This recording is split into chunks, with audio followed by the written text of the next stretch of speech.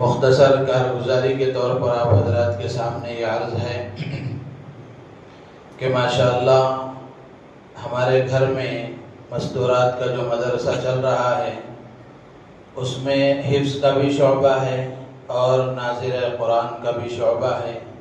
حفظ کی تقریباً 5 لڑکیاں ہیں جو حفظ کر رہی ہیں، اور حفظ کا جو نظام ہے وہ اس طرح کہ صبح میں 7 بجے سے لے کر دوپہر میں 2 بجے تک یہ حفظ کا نظام ہوتا ہے۔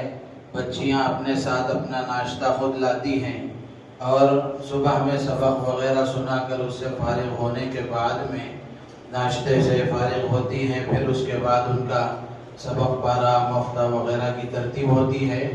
2 بجے پھر اپنے سرپرست یا والد کے ساتھ وہ اپنے گھر واپس جاتی ہیں۔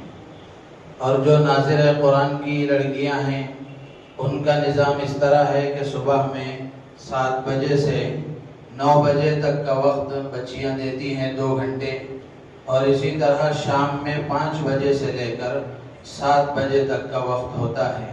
تو گویا یہ 2 شفٹ میں ناظرہ قرآن کی بچیاں پڑھتی ہیں۔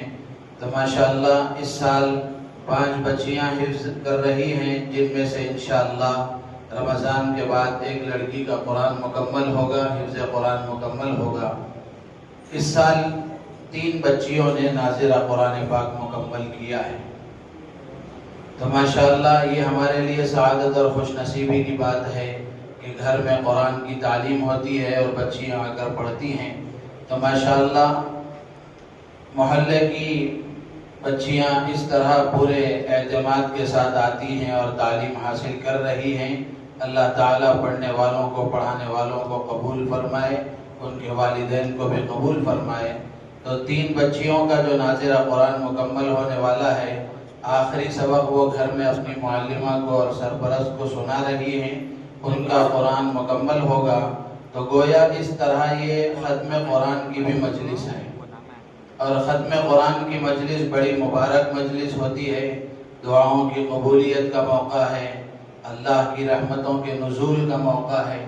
تو اس لیے اصل تو یہ پروگرام مستورات کا ہے۔ تو ماشاءاللہ بچیوں کی والدائیں بڑی تعداد میں گھر میں جمع ہیں، ان کے سرپرست مرد حضرات، والد صاحبان یہاں موجود ہیں۔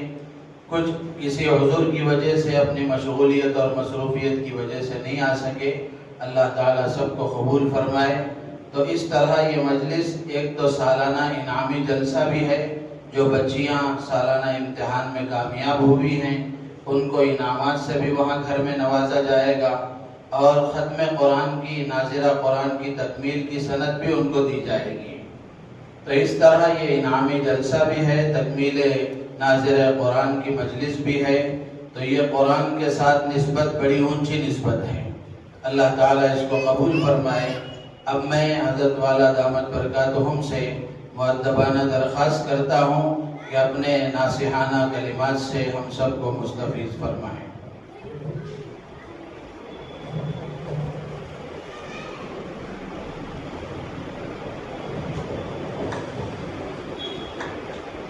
بسم اللہ الرحمن الرحیم، الحمدللہ رب العالمین، والصلاة والسلام علی سید المرسلین، خاتم النبیین، محمد وآلہ وصحبہ اجمعین، اما بعد۔ اعوذ باللہ من الشیطان الرجیم، بسم اللہ الرحمن الرحیم۔ وَلَقَدْ يَسَّرْنَا الْقُرْآنَ لِلذِّكْرِ فَهَلْ مِن مُّدَّكِرٍ۔ وقال النبي صلى الله عليه وسلم: أهل القرآن أهل الله وخاصته۔ وقال النبي صلى الله عليه وسلم: من ليس في جوفه شيء من القرآن كالبيت الخرب، أو كما قال عليه الصلاة والسلام۔ بزرگوں، بھائیوں اور دوستوں، محترم خواتین، معزز مائیں اور بہنیں، عزیز طالبات، جیسے ابھی بتایا گیا کہ آج مدرسے کا بچیوں کے اس چھوٹے سے گھر میں چلنے والے ادارے کا سالانہ انعامی جلسہ ہے۔ بڑی خوشی کی بات ہے، بڑی مسرت کی بات ہے کہ ہماری بچیاں بڑے شوق کے ساتھ، ذوق کے ساتھ، بڑی طلب اور بہت ہی پیاس کے ساتھ اپنی دن کی دوسری مصروفیات کے باوجود وہ روزانہ قرآن پاک پڑھ رہی ہیں، سیکھ رہی ہیں، اور چند بچیوں نے آج اپنا ناظرہ قرآن مجید بھی مکمل کیا ہے۔ یہ زندگی کی بہت بڑی ضرورت ہے اور اللہ کا بہت بڑا فضل ہے۔ رسول اللہ صلی اللہ علیہ وسلم کا بہت مشہور ارشاد ہے جس کو ہم بار بار سنتے ہیں، خیرکم من تعلم القرآن وعلمہ، تم میں سب سے بہترین وہ ہے جو قرآن سیکھے اور دوسروں کو سکھائے۔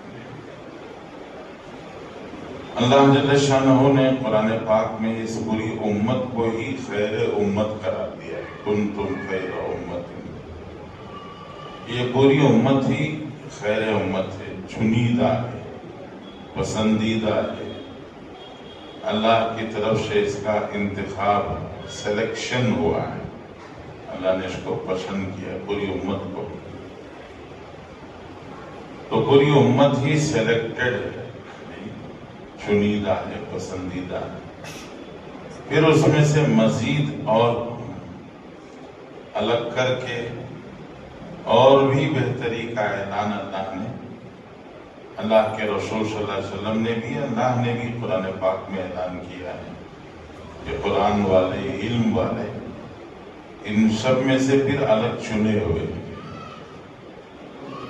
آج کل کے زمانے میں بہت ساری چیزیں سمجھنا آسان ہو جاتا ہے، یہ جتنے بڑے بڑے مال ہیں، ان مالوں میں بکنے والی جو چیزیں ہوتی ہیں، ان چیزوں کے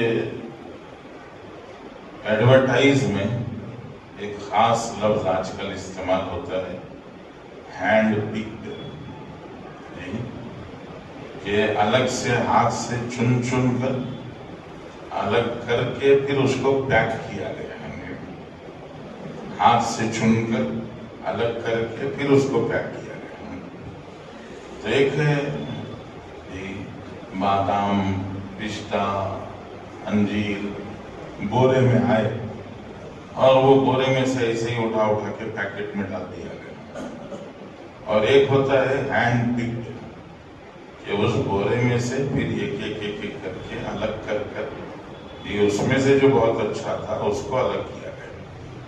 تو ایسے گویا یہ جو قرآن پڑھنے والے ہیں وہ ہینڈ پکڈ ہیں، کہ ان کو پوری امت میں سے اللہ تعالیٰ نے الگ کیا ہے چن کر۔ تو یہ اللہ کی طرف سے بہت بڑی سعادت ہے، خوش نصیبی ہے۔ اللہ کا کلام پڑھنا نہیں، اللہ کا کلام پڑھنا نہیں۔ حضرت امام احمد ابن حنبل رحمۃ اللہ علیہ نے اللہ کے کلام قرآن مجید کے لیے سب سے بڑی قربانی دی۔ حضرت امام احمد ابن حنبل رحمۃ اللہ علیہ کے زمانے میں ایک نیا فتنہ چالو ہوا تھا، جس فتنے کو خلق قرآن کا فتنہ کہتے ہیں۔ یہ قرآن اللہ کی صفت ہے، جیسے میں بول رہا ہوں تو میرا بولنا یہ میرے اندر کی خوبی ہے، ایسے اللہ جل شانہ کا کلام یعنی اللہ کے بول اللہ کی صفت ہے، اور جب سے اللہ جل شانہ ہے تب سے اللہ کا کلام ہے۔ ایک اللہ کی مخلوق ہے، آسمان، زمین، سورج، چاند، ستارے، سیارے، یہ درخت، یہ پہاڑ، ہم انسان، جانور، یہ سب اللہ کی مخلوق ہے، اللہ نے ان کو پیدا کیا۔ قرآن اللہ کی مخلوق نہیں ہے، قرآن کو اللہ نے پیدا نہیں کیا، بلکہ قرآن اللہ کے اندر سے نکلی ہوئی چیز ہے۔ تو ایک زمانے میں اختلاف ہو گیا تھا، لوگ نیا فلسفہ یونان سے آیا تھا، اس زمانے میں کچھ لوگ کہنے لگے قرآن اللہ کی مخلوق ہے۔ تو امام احمد بن حنبل رحمۃ اللہ علیہ اور بڑے بڑے علماء نے اس کی مخالفت کی۔ بادشاہ چونکہ اس بات کا قائل ہو چکا تھا، اس لیے مخالفت کرنے والوں کے لیے بہت سخت آزمائشیں، امتحان ہو گئے۔ امام احمد بن حنبل رحمۃ اللہ علیہ کو قید خانے میں ڈال دیا گیا۔ روزانہ آپ کو بیچ میدان میں لا کر 100 گھوڑے مارے جاتے ہیں، 100 گھوڑے روزانہ۔ اور کتابوں میں لکھا ہے کہ مارنے والے مارتے ہوئے تھک جاتے تھے، مار کھانے والے نہیں تھکتے تھے۔ اور کتابوں میں یہ بھی لکھا ہے کہ مارنے والے اتنی طاقت سے، اتنا زور سے، پوری کی پوری اپنی طاقت لگا کر مارتے تھے۔ تاریخ کی کتابوں میں لکھا ہے کہ اگر وہ گھوڑا ہاتھی پر پڑے تو ہاتھی برداشت نہ کر سکے، ایسے 100 گھوڑے لگتے تھے۔ بہت لمبے عرصے تک ایک آزمائش چلی۔ پھر حضرت کو گھوڑے مارنا بند کیا گیا، لیکن قید خانے میں رکھا گیا۔ پھر آخری دور میں قید سے بھی باہر چھوڑا گیا۔ بادشاہ بدلتے گئے تو حالات بھی بدلتے گئے۔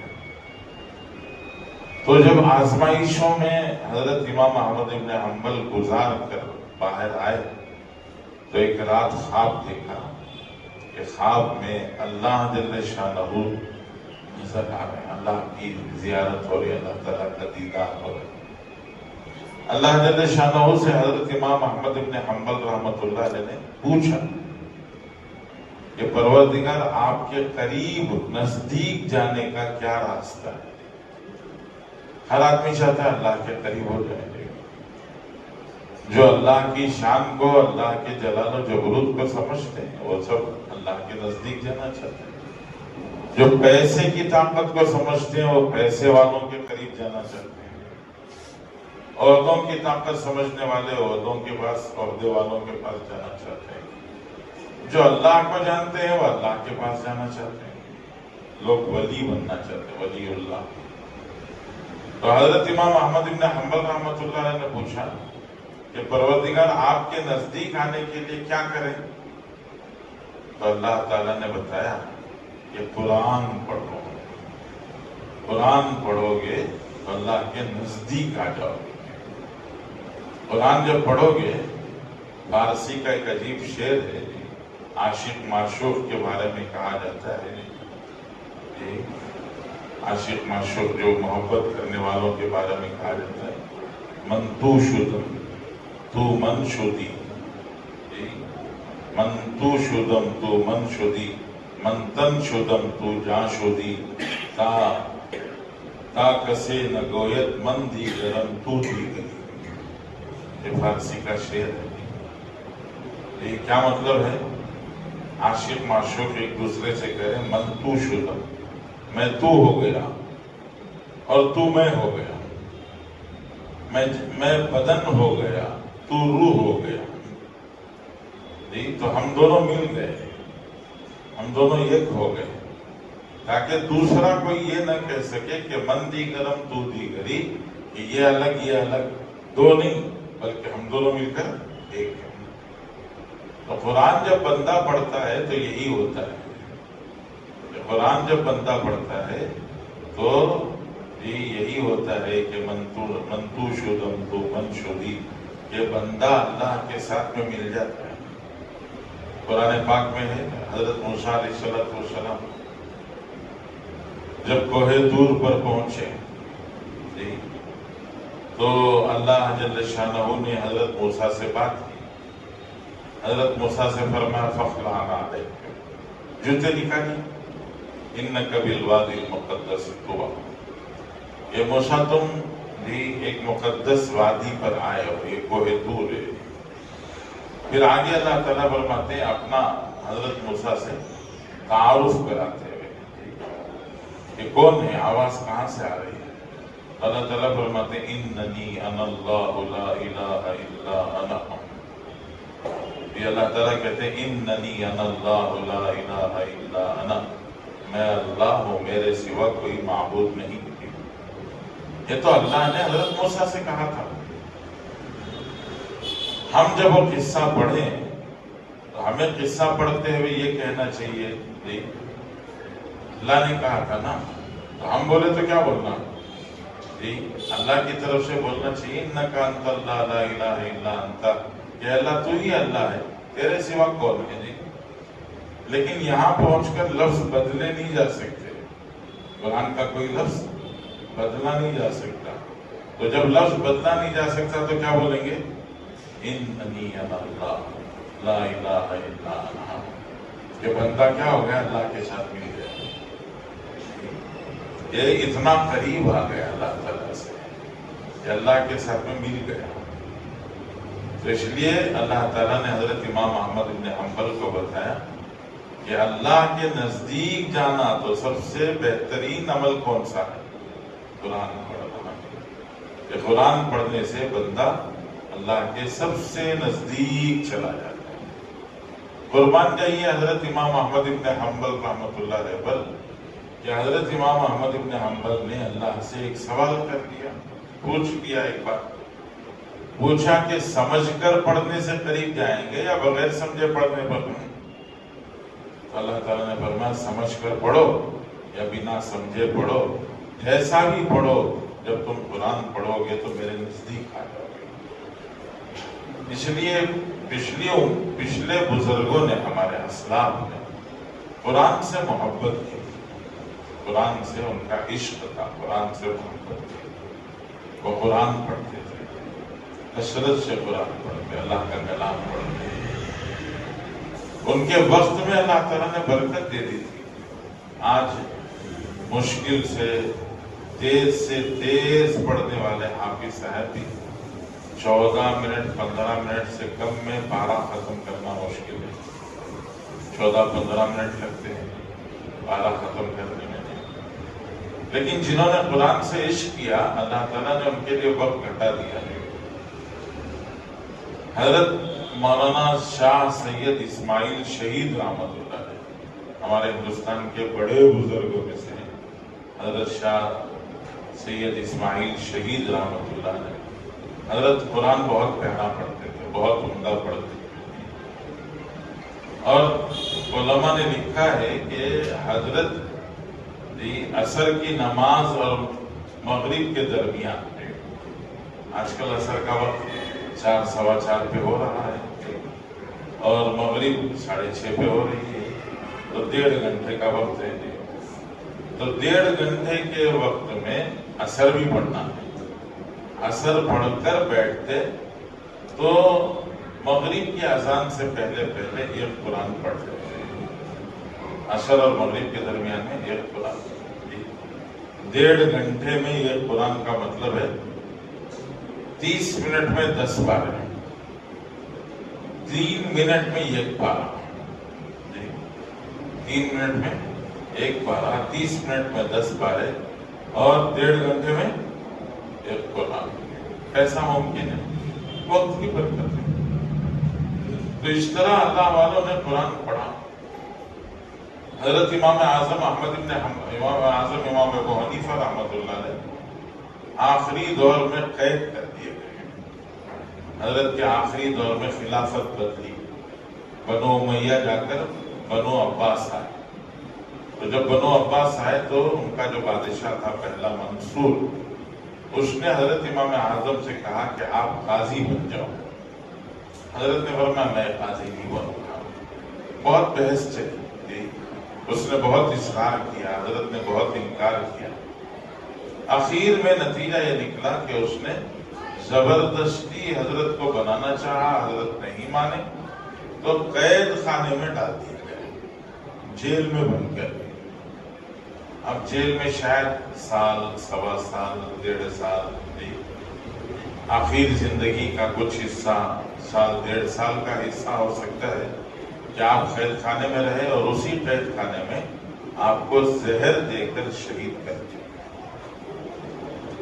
تو وہ جو آخری دور تھا، پتہ نہیں کتنا تھا وہ زمانہ، سال، سوا سال، 1.5 سال کا زمانہ۔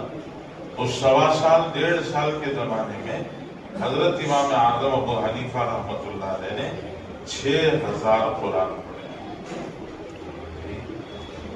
سال، سوا سال، 1.5 سال کے زمانے میں 6000 قرآن جیل خانے میں۔ یہ کس بات کی نشانی ہے؟ محبت کی نشانی، عشق کی نشانی، اللہ کے کلام سے محبت کی۔ حضرت امام نافع رحمۃ اللہ علیہ، قرائے سبا کہتے ہیں، قرائے سبا قرآن پاک ہم جو پڑھتے ہیں وہ حضرت امام حفص کے طریقے پر پڑھتے ہیں۔ اس کے علاوہ اور 7 فرقے ہیں، الگ الگ انداز سے قرآن پڑھا جاتا ہے، سب اللہ کے رسول صلی اللہ علیہ وسلم نے سکھایا ہے، اور اللہ نے خود بھی قرآن پاک میں بتایا ہے کہ قرآن 7 الگ الگ لہجوں میں، انداز میں اترا ہے۔ تو ایک امام ہے امام نافع مدنی۔ امام نافع مدنی کا انتقال 90 سال سے اوپر میں ہوا۔ 90 سال سے اوپر کا آخری زمانہ شاید 4 سال، 5 سال، یا آخر کے 1 سال، 2 سال وہ گھر میں رہ گئے۔ وہ گھر سے باہر نہیں نکلتے تھے، وہیں کمرے ہی میں وہ زندگی بسر ہو گئی۔ آخری ضعف ہو گیا، کمزوری ہو گئی۔ تو وہ جو آخری کے سال، 2 سال، جو بھی وقت ہو سکتا ہے، جب آپ کا انتقال ہونے لگا تو آپ کی بہن ملنے آئی۔ چہرے پر سکرات طاری ہو گئی تھی، چہرے پر موت کے اثرات نظر آئے۔ تو بہن کو، اپنے بھائی کو مرتا ہوا دیکھ کر دلی رنج ہوا، تکلیف ہوئی، تو بہن کی آنکھوں میں آنسو آ گئے۔ بہن کو روتا ہوا دیکھ کر حضرت امام نافع مدنی رحمۃ اللہ علیہ نے اپنی بہن سے یہ کہا، امام نافع مدنی نے اپنی بہن سے کہا کہ بہن گھبرانا نہیں، یہاں اس کمرے میں جس میں میرا انتقال ہو رہا ہے، اس کمرے میں میں نے 16,000 قرآن پڑھے۔ اس کمرے میں میں نے 16,000 قرآن پڑھے۔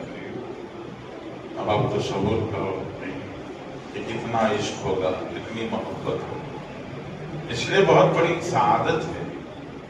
یہ صرف مرد نہیں، عورتوں کی بہت ساری باتیں چھپ جاتی ہیں۔ عورت کو کہتے ہیں مستور، عورت کو مستورات کہتے ہیں۔ مستورات، مستور، مستورات۔ مستور کے معنی، عورت کے معنی بھی وہی ہے، مستور کے معنی بھی وہی ہے۔ عورت کے معنی بھی چھپی ہوئی چیز، مستور کے معنی بھی چھپی ہوئی چیز۔ تو عورتوں کے جو کمالات ہوتے ہیں نا، وہ چھپ جاتے ہیں، جیسے عورت چھپ جاتی ہے۔ مردوں کے کمالات لوگوں کے سامنے آ جاتے ہیں، عورتوں کے کمالات لوگوں کے سامنے نہیں آتے، چھپ جاتے ہیں۔ عورتیں بھی ماشاءاللہ اللہ کا فضل ہے، پچھلے زمانے کی عورتیں بھی مردوں سے کچھ کم نہیں تھی۔ ان کو بھی اللہ کے کلام سے عشق تھا، وہ بھی کلام اللہ پڑھتی تھی اور بے حد و حساب پڑھتی تھی۔ وہ کتابوں میں لکھا ہے، لیکن وہ مردوں کی طرح سے کھل کے سامنے نہیں آیا۔ اللہ کا کلام حضرت شیخ الحدیث رحمۃ اللہ علیہ نے فضائل اعمال میں لکھ دیا ہے، تو ہلکی سی بات سامنے آ گئی کہ ماشاءاللہ ہمارے گھر کی عورتیں روزانہ کام کاج کے ساتھ میں 24-25 پارے پڑھ لیتی ہیں۔ 24-25 پارے کام کاج کے ساتھ میں روزانہ پڑھ لیتی ہیں، اور عورتوں میں آپس میں مقابلہ ہوتا رہتا ہے کہ میں زیادہ پڑھوں، تو زیادہ پڑھیں گے، اس طرح شوق سے پڑھتی ہیں۔ ہمارے ہاں بھی ماشاءاللہ مدرسہ اصلاح البنات کی جو خواتین ہیں، ان میں بھی بہت شوق ہے، وہ بھی روزانہ 10 پارے، کبھی 15 پارے، کبھی 20 پارے۔ مدرسہ اصلاح البنات کی بڑی معلمہ تھی، جن کا قریب میں انتقال ہو گیا، تو ان کے بارے میں بتاتے ہیں کہ رمضان میں روزانہ 2 قرآن پڑھتی تھی۔ دن کا ایک قرآن، رات کا قرآن. تو اس طرح پورے رمضان میں وہ 60 قرآن مکمل کرتے ہیں. آج بھی ہیں ایسی عورتیں ہیں، مرد ہیں. تو بہت بڑی بات ہے یہ قرآن پڑھنا. آج اللہ معاف فرمائے، بہت بڑی کمزوری جو ہو گئی وہ قرآن سے رشتہ کمزور ہو گیا، قرآن سے تعلق کمزور ہو گیا. قرآن پڑھنے کا شوق ختم ہو گیا، اللہ کے کلام سے دلچسپی، دل کی لگن وہ کمزور پڑ گئی.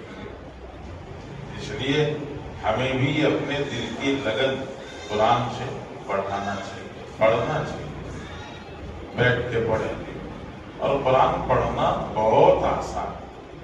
قرآن پاک میں اللہ تعالیٰ بتاتے ہیں وَلَقَدْ يَسَّرْنَا الْقُرْآنَ لِلذِّكْرِ فَهَلْ مِن مُدَّكِرٍ. یہ قرآن سیکھنے کے لیے، سمجھنے کے لیے، یاد کرنے کے لیے، دوسروں تک پہنچانے کے لیے اللہ نے بہت آسان کیا.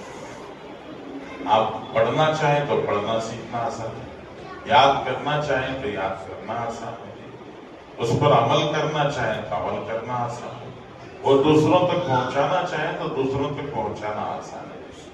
ہر اعتبار سے آسان ہے. ہمارے چھوٹے چھوٹے بچے ماشاءاللہ قرآن پڑھ لیتے ہیں، سیکھ لیتے ہیں، بہت دلچسپی کے ساتھ پڑھتے ہیں. 7 سال کی عمر میں، 8 سال کی عمر میں. ہمارے شہر بنگلور کے ماشاءاللہ ایک بڑے مالدار آدمی ہیں، ان کا بیٹا 6 سال کی عمر میں حافظ قرآن ہو گئے. ہمارے آپ جانتے ہوں گے مفتی شفیق صاحب بنگلور کے، ان کے فرزند 7 ساڑھے 7 سال کی عمر میں حافظ بن گئے تھے. تو وہ انہی سے تعلق رکھتے ہیں. ایک شیخ صاحب تھے، انہوں نے کہا میں نے جب آپ کا بیٹا حافظ قرآن بنا تو میں نے یہ طے کیا تھا کہ انشاءاللہ میں آپ کا ریکارڈ توڑوں گا.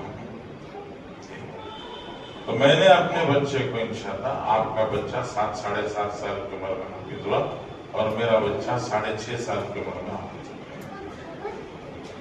تو لوگ ہیں آج بھی ماشاءاللہ. اللہ نے آسان کیا. پڑھنا چاہیں تو پڑھنا آسان ہے، سیکھنا چاہیں تو سیکھنا آسان ہے، یاد کرنا چاہیں تو یاد کرنا آسان ہے. ہم ان بچیوں کو بھی دیکھیں، بچیوں کو دیکھ کر بھی شوق پیدا کریں. ماشاءاللہ جیسے آپ نے ابھی سنا 5 بچیاں حافظ قرآن ہو رہی تھی، 5 بچیاں قرآن پاک حفظ کر رہی تھی. ہمارے شہر بنگلور میں ماشاءاللہ مختلف جگہوں پر حفظ قرآن بچیاں بھی کر رہی تھی. اچھے اچھے مالدار گھرانوں کی بچیاں ماشاءاللہ، بڑے بڑے مالدار گھرانوں کی بچیاں، بڑے بلڈر ہیں. یہ مال دولت اللہ نے بہت دیا ہے. ان کی بچیاں، ان کی پوتیاں، نواسیاں ماشاءاللہ حافظ قرآن پر. اچھے اچھے مالدار لوگ بھی یہ کوشش کر رہے ہیں. آپ نے شاید سنا ہوگا ہمارے کرناٹک اسمبلی کے جو اسپیکر ہیں UT خادر صاحب، ان کی بیٹی بھی حافظ قرآن ہے. جو انہوں نے بھی اپنی بچی کو حفظ کرایا، وہ بچی بھی حافظ قرآن ہے.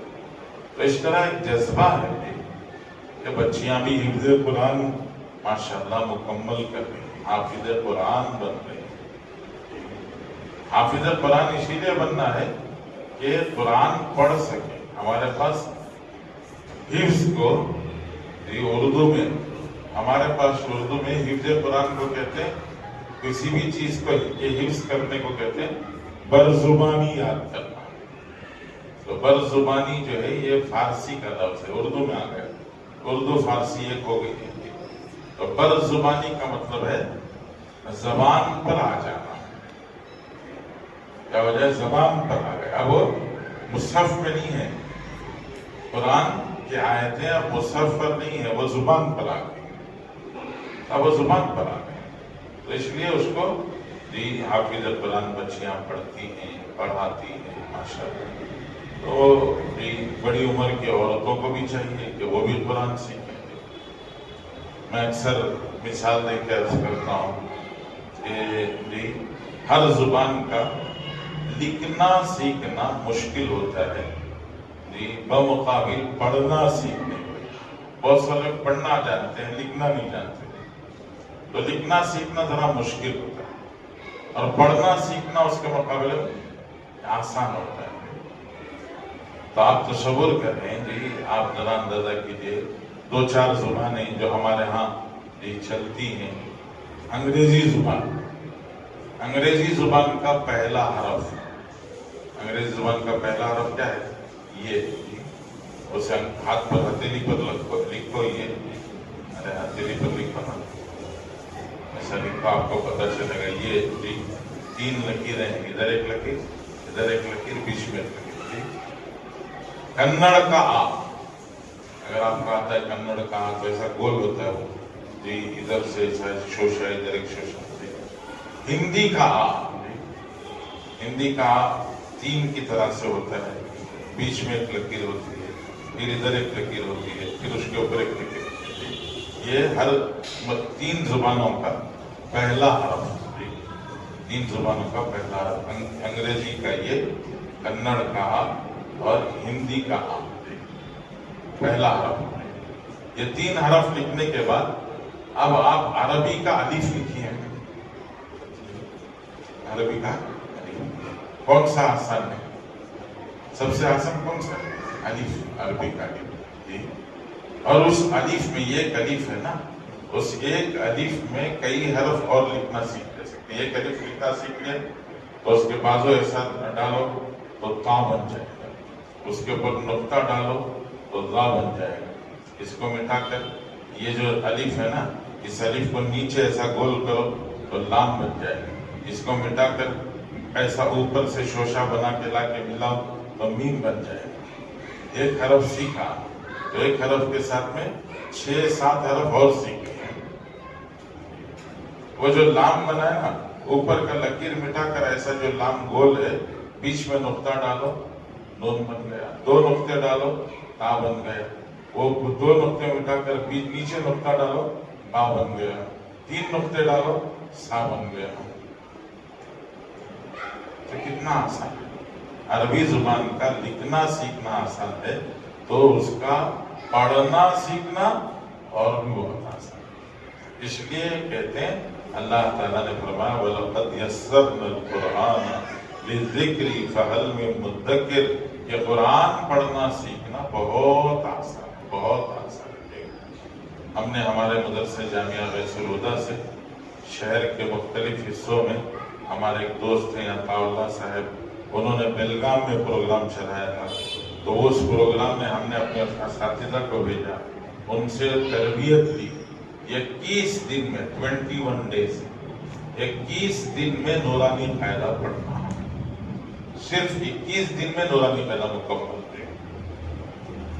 تو ہم نے چلایا پروگرام بہت ساری مسجدوں میں. 21 دن میں نورانی قاعدہ مکمل ہو جاتا ہے. 21 دن میں نورانی قاعدہ پڑھ لیا تو ماشاءاللہ اس کے بعد قرآن پڑھ سکتے ہیں. تو عمر کے کسی بھی حصے میں انسان سیکھنا چاہے تو سیکھ سکتا ہے. میں اکثر عرض کرتا ہوں، حضور پاک صلی اللہ علیہ وسلم کے پاس ایک صحابی آئے اور انہوں نے قرآن سیکھا. ان کی عمر کا کوئی آدمی مجلس میں نہیں ہے، بلکہ یہ کہہ سکتے ہیں ان کی عمر کا کوئی آدمی آج دنیا میں زندہ نہیں ہے. حضرت سلمان فارسی، حضرت سلمان فارسی جب حضور صلی اللہ علیہ وسلم کے پاس آئے تو ان کی عمر تھی 200 سال.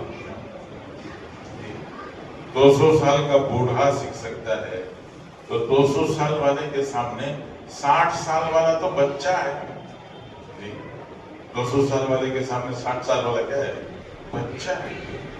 تو 200 سال والے جب سیکھ سکتے ہیں تو ہم کیوں نہیں سیکھ سکتے؟ حضرت سلمان فارسی نے سیکھا، محنت کی، مجاہدہ کیا، قرآن سیکھا، حضور صلی اللہ علیہ وسلم کی حدیثیں سیکھی، ارشادات سیکھے، اور ماشاءاللہ اتنا کمال پیدا کیا اپنے اندر کہ اللہ کے رسول صلی اللہ علیہ وسلم نے ان کو سرٹیفکیٹ دی.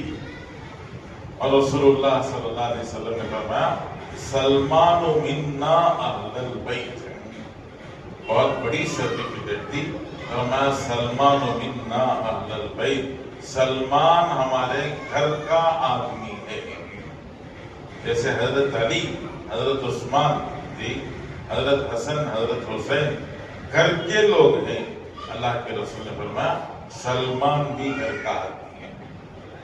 تو یہ سرٹیفکیٹ ملی رسول اللہ صلی اللہ علیہ وسلم. پچھلے بزرگوں اللہ کا کلام قرآن مجید بہت بڑی دولت ہے. جیسے میں نے شروع میں عرض کیا کہ قرآن میں اللہ چھپے ہوئے ہیں.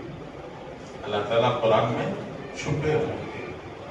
عالمگیر اورنگزیب رحمت اللہ علیہ کا زمانہ تھا. اورنگزیب عالمگیر کے زمانے میں ایران کا بادشاہ تھا. ایران اور ہندوستان میں چپکلش لڑائیاں چلتی رہتی. ایران سے ہی ہندوستان کے لوگ آئے تھے اور یہاں بھی زبان فارسی زبان تھی. ایران کی زبان یہاں بھی چلتی تھی. تو ایران کے ایک بادشاہ نے، وہ زمانے کا اورنگزیب کا زمانے کا بادشاہ، ان کو شاعری کا شوق ہوتا تھا، شعر شاعری کا. تو ایک دفعہ ایسے ہی وہ ایران کا بادشاہ بیٹھے بیٹھے اس کی زبان سے ایک مصرع نکلا. شعر، شعر بناتے نا تو شعر دو حصوں کا ہوتا ہے. جاگنا ہے جاگ لے افلاک کے سائے تلے، حشر تک سونا پڑے گا خاک کے سائے تلے. تو جاگنا ہے جاگ لے افلاک کے سائے تلے، یہ ایک مصرع ہے. حشر تک سونا پڑے گا خاک کے سائے تلے، یہ ایک مصرع ہے. صرف آدھا بنا تو شعر نہیں بنتا، دو مل کے بنے تو شعر بنتا ہے. تو ایک دفعہ شاعر، وہ جو کیا ہے ایران کا بادشاہ بیٹھا ہوا تھا، تو بیٹھے بیٹھے باتیں کر دی. ایسے ہی اس کی زبان سے شعر نکل رہا تھا. تو اس نے کہتے کہتے ایک شعر کہہ دیا، در ابلق کسے کم دیدہ بود. در ابلق کسے کم دیدہ بود. در ابلق کے معنی چت کبرا موتی. چت کبرا مطلب کالا اور سفید. کالا اور سفید رنگ کا موتی کسی نے بہت کم دیکھا ہوگا. موتی کالا سفید نہیں ہو سکتا، اس لیے کہ موتی چمکدار ہوتا ہے اور چمک کے ساتھ کالا رنگ نہیں جوڑتا. تو اس لیے کالا سفید رنگ کا موتی نہیں ہو سکتا. لیکن اس کی زبان سے نکل گیا. اس نے کہا، در ابلق کسے کم دیدہ بود. چتکبرا موتی کسی نے بہت کم دیکھا ہوگا. اسے دوسرا ٹکڑا بنانا چاہا، دماغ نے نہیں ہو سکا اس کے ہاتھ سے. اس نے کیا کیا، اپنے ملک کے بڑے بڑے شاعروں کو بلایا. بلا کے کہا، دیکھو یہ آدھا ٹکڑا ہے، باقی کا ٹکڑا تم بناؤ. انہوں نے بھی دماغ لگایا، ان کے ہاتھ سے بھی نہیں ہو رہا. تو اس نے کہا، بیکار کے لوگ ہو تم لوگ، میں ہندوستان کو بھیجتا ہوں. اس نے خط لکھ کے ہندوستان کو بھیجا. اب اورنگزیب کے پاس خط آیا.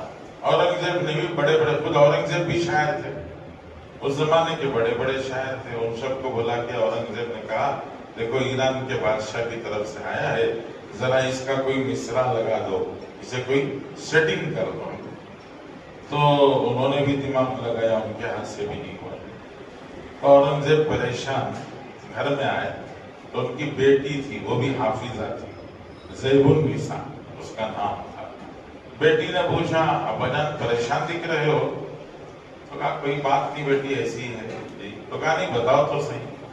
تو ابا جان نے کہا، وہ ایران کے بادشاہ نے مصرع بھیجا ہے اور پورے شاعر مل کے کوشش کر رہے ہیں لیکن وہ جڑ نہیں رہا ہے. تو بیٹی نے پوچھا، بتاؤ کیا مصرع ہے؟ تو باپ نے سنایا، در ابلق کسے کم دیدہ بود، چت کبرا موتی کسی نے بہت کم دیکھا ہو گئی. باپ بیٹی کی بات چیت ہو گئی، ختم ہو گئی مجلس. چلے گئے سب دونوں اپنی اپنی جگہ. بیٹی رات سونے کے لیے گئی. تو سونے کے لیے جب پہنچی تو اس نے سونے سے پہلے سرما لگایا. جب سرما لگایا تو سرما ذرا تیز تھا.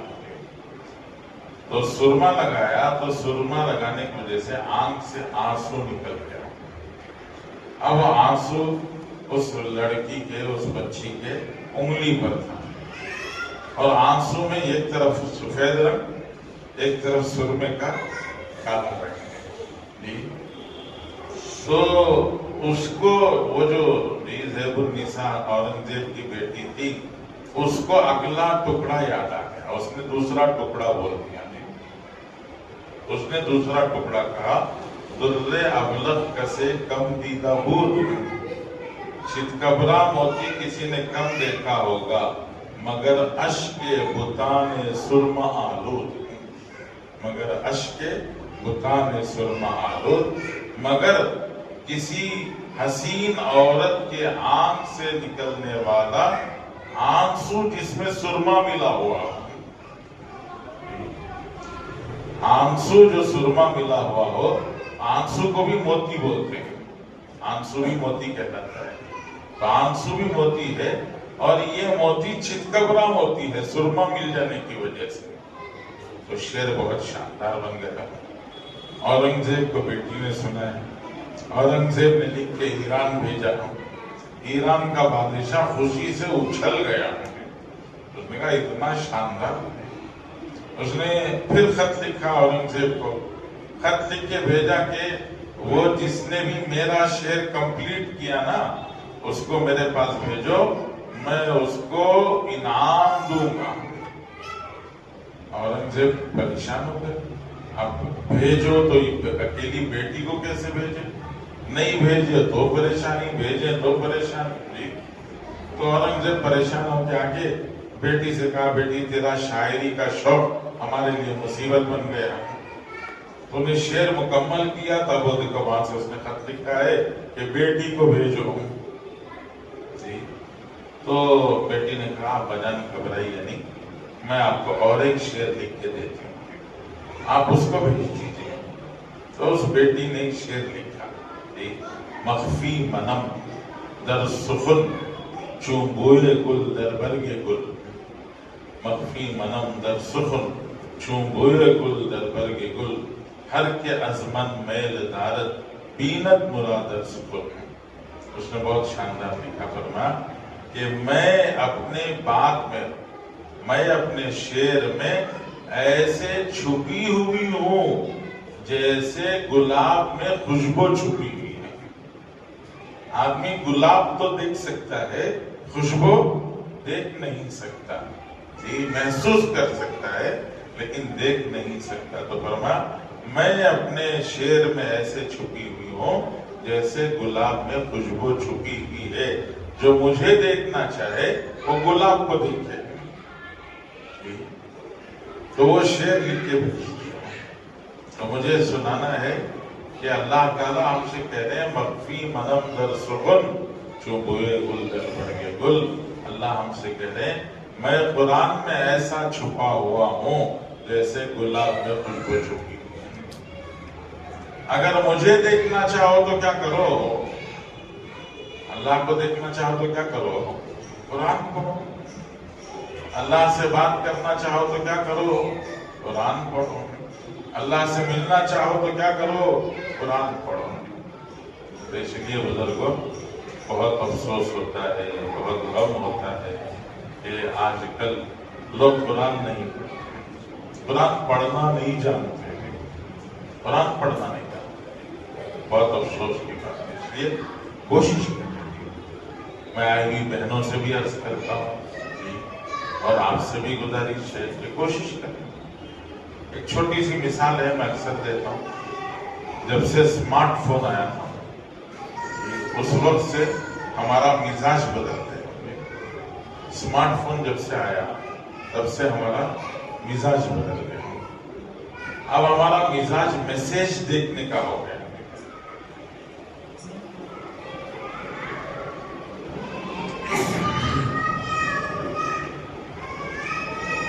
پہلے میسج کیا معلوم ہی نہیں تھا، یہ میسج کیا ہوتا ہے معلوم ہی نہیں تھا۔ 6 مہینے میں 8 مہینے میں کسی کا کوئی خط آ جاتا تھا، تو لوگ خط بیٹھ کے پڑھتے تھے۔ اب جب سے موبائل آ گیا تب سے میسیجز چالو ہو گئے۔ آپ مشغول ہیں، جیسے ابھی بیٹھے ہیں 1 گھنٹے سے بیٹھے ہیں، 1 گھنٹے سے موبائل دیکھنے کا اتفاق نہیں ہوا، اب تھوڑی دیر کے بعد موبائل دیکھیں گے۔ تو اگر موبائل میں واٹس ایپ کا میسج اوپر نظر آ گیا تو بے چینی شروع ہو جاتی ہے کہ جب تک آدمی کھول کے دیکھتا نہیں تب تک اس کو تسلی نہیں ہوتی۔ اور ابھی شب برات گزری. شب برات میں آپ کو تجربہ ہوا ہوگا کہ شب برات کی صبح سے میسیج شروع ہو جاتے ہیں. لوگ میسیج کرنا شروع کر دیتے ہیں, معاف کر ڈالو, معاف کر ڈالو, معاف کر ڈالو. معافی نامے کے میسیج شروع ہو جاتے ہیں. عجیب بات ہے, یہ ستایا کسی اور کو ہے, معافی کسی اور سے مانگ رہا ہے.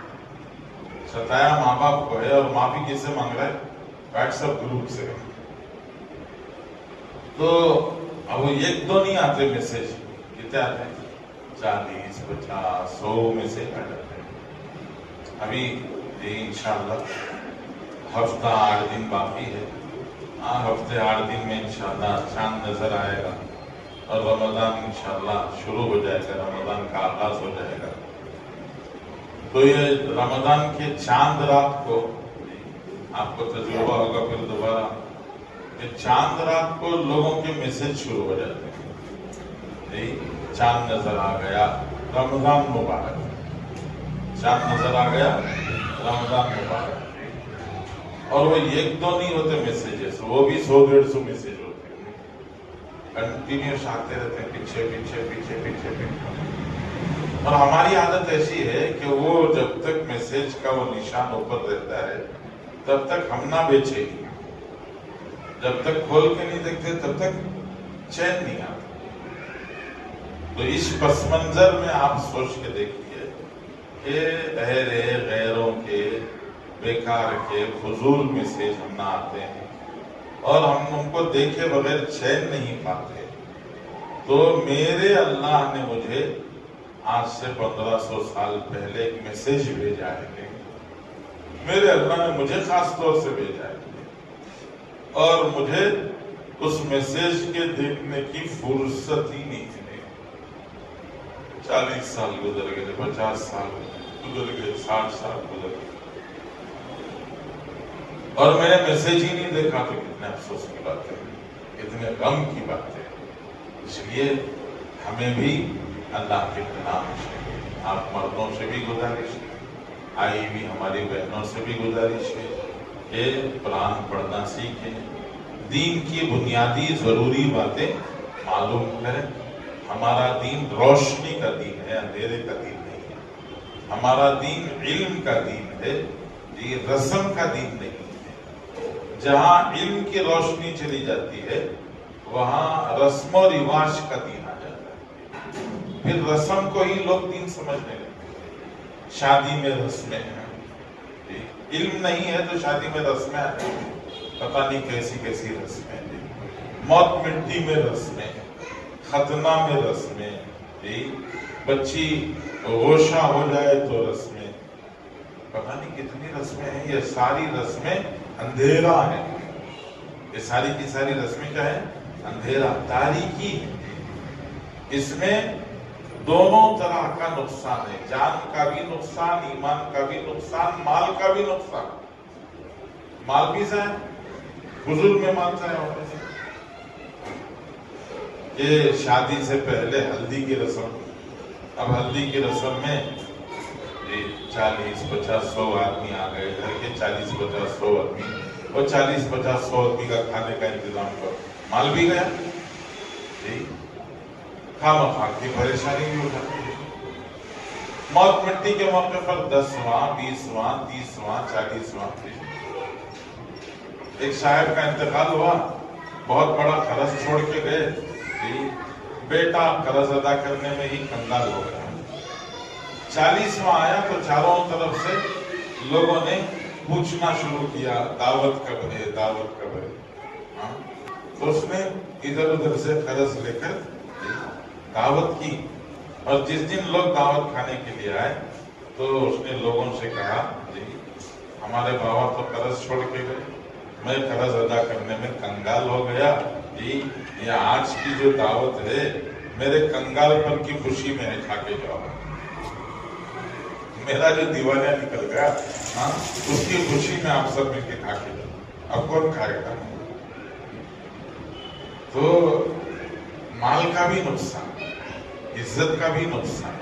یہ لوگ کھا کر خوش بھی نہیں ہوتے, کچھ نہ کچھ عیب ہی رکھتے ہیں. تو مال کا بھی نقصان, عزت کا بھی نقصان, जान का भी नुकसान रस्मों में। और रस्म कब आती है? जब इल्म की रोशनी जब खत्म होती है तो रस्म के अंधेरे आते हैं। इसलिए ये दीन का इल्म इंसानी जिंदगी की जरूरत है। यहाँ माशाअल्लाह ये मुफ्ती अशरफ अली साहब ज़ीद मजदूर के घर में माशाअल्लाह तालीम का निज़ाम है। माशाअल्लाह 30-35 ख़वातीन फ़ायदा उठा रही, 30-35 बच्चियाँ का फ़ायदा उठा रही। औरतों को भी फ़ायदा उठाना चाहिए। 11 बजे से लेकर 1 बजे तक या 3 बजे से लेकर 5 बजे तक ये औरतों के लिए फारिग वक्त होता है। तो ऐसे मौके पर इस फारिग वक्त में भी माशाअल्लाह इनके घर वाले तैयार हैं पढ़ाने के लिए, तो औरतें भी फ़ायदा उठाती हैं, ख़वातीन भी जो हैं कुरान सीखें, अल्लाह का कलाम सीखें। कुछ ज़रूरी ज़िंदगी के मसाइल होते हैं, वज़ू के मसले, पाकी के मसले, नमाज के मसले, ये सब बहुत ज़रूरी मसले होते हैं और इन सब मसाइल को सीखना पड़ता है और सीख के ही ज़िंदगी गुजारी जा सकती है। इसलिए हमारा दीन सीखा सीखी का दीन है, हमारा दीन देखा देखी का दीन नहीं है। कि सीख सीख कर अमल करना चाहिए, सीखने के बाद दूसरों को सिखाना चाहिए। मैं मुबारकबाद देता हूँ हमारी उन बच्चियों को जिन्होंने माशाअल्लाह आज नाज़िरा कुरान मजीद मुकम्मल किया है। और ये 30-35 बच्चियाँ, जिनमें कुछ बच्चियाँ कुरान हिफ्ज़ कर रही हैं, कुछ और माशाअल्लाह पढ़ रही हैं, उन सब बच्चियों को मुबारकबाद देता हूँ। सालाना इम्तिहान में कामयाब होने वाली बच्चियों को और आज इनाम पाने वाली बच्चियों को भी मुबारकबाद देता हूँ। और इस मुबारकबाद के साथ मैं उन बच्चियों से भी, आपसे भी, यहाँ बैठे हुए तमाम मर्दों से भी और घर में बैठी हुई तमाम ख़वातीन से भी गुजारिश करता हूँ कि हमें दुनिया में ज़िंदगी में सीखते रहना चाहिए। किसी के घर गए, वहाँ मीठा पेश किया गया, वो जो मीठा था वो पहली दफ़ा हमने देखा, ऐसा नए अंदाज का मीठा था। तो माशाअल्लाह औरतों में सीखने का बहुत जज्बा होता है, औरतें सीखने से नहीं शर्माती हैं। तो फौरन पूछ लेते हैं कैसे बनाते हैं मीठा। औरतें क्या करती हैं, फौरन पूछ लेती हैं, हल्की फुल्की तरकीब समझ में आ जाती है। घर वापस जाने के बाद 1 दिन 2 दिन 3 दिन के बाद वो मीठा बनाने की कोशिश करती हैं। तो जब वो मीठा बनाना होता है तो फिर फोन लगा के पूछती हैं, अभी तेल डाला है, क्या डालना चाहिए और क्या डालना चाहिए, कैसा। सब सीखने का जज्बा है। जैसे मीठा बनाना सीखना चाहिए, नए तर्ज का खाना बनाना सीखना चाहिए, वैसे दीन भी सीखना चाहिए, ईमान अमाल भी सीखना चाहिए। अल्लाह ताला हम सबको तौफीक नसीब फरमाए। अल्लाहुम्मा सल्ली अला सय्यिदिना हबीबिना नबीना मौलाना मुहम्मद व अला आलि मुहम्मद व बारिक वसल्लिम। अल्लाहुम्मा अंतस सलाम व मिनकस सलाम व इलैका यरजिउ अस्सलाम तबारक रब्बना व तआला या अल्लाहुम्मा ला मानिअ लिमा अअतैत व ला मुअतिय लिमा मनअत व ला राद्द लिमा क़ज़ैत व ला यनफ़उ ज़ल जद्दि मिनकल जद्द। अल्लाहुम्मा अस्लिह लना दीनना अल्लज़ी हुवा इस्मतु अमरिना व अस्लिह लना दुनियाना अल्लती फ़ीहा मआशुना व अस्लिह लना आखिरतना अल्लती इलैहा मआदुना। रब्बना आतिना फ़िद दुनिया हसनह व फ़िल आखिरति हसनतन व क़िना अज़ाबन्नार। अल्लाह रहम का, करम का, अफ़ू का, आफियत का मामला फरमा, हम सब के गुनाहों को माफ फरमा, हमें पूरी उम्मत को तेरी रजा खुशनुदी वाले आमाल में लगना नसीब फरमा, तुझे नाराज करने वाली तमाम बातों से बचने की तौफीक अता फरमा। अल्लाह दीन का इल्म हासिल करना नसीब फरमा, कुरान पढ़ना सिखा दे, कुरान बार बार कसरत से पढ़ने की तौफीक अता फरमा दे, तेरे कुरान से लगाव नसीब फरमा दे। अल्लाह कुरान को हमारे दिलों की बहार बना दे, हमारे आंखों का नूर बना दे, हमारे गम और हज़न के लिए जला और उसको साफ करने का जरिया बना दे। अल्लाह रहम का, करम का मामला फरमा। अल्लाह मदरसा जो चल रहा है उसको कबूल फरमा, दिन दोगुनी रात चौगुनी तरक्की नसीब फरमा, पढ़ने वालों को पढ़ाने वालों को कबूल फरमा, दोनों की जिंदगियों में बरकत अता फरमा। इंतजाम करने वाले, राहत पहुंचाने वाले, اے اللہ سہولت پہنچانے والے، اے اللہ تعاون کرنے والے سب کو قبول کر، اے اللہ ہماری دعاؤں کو اپنے فضل سے حضرت رسول اللہ صلی اللہ علیہ وسلم کی شرط سے قبول کر، صلی اللہ تعالی علیہ وسلم۔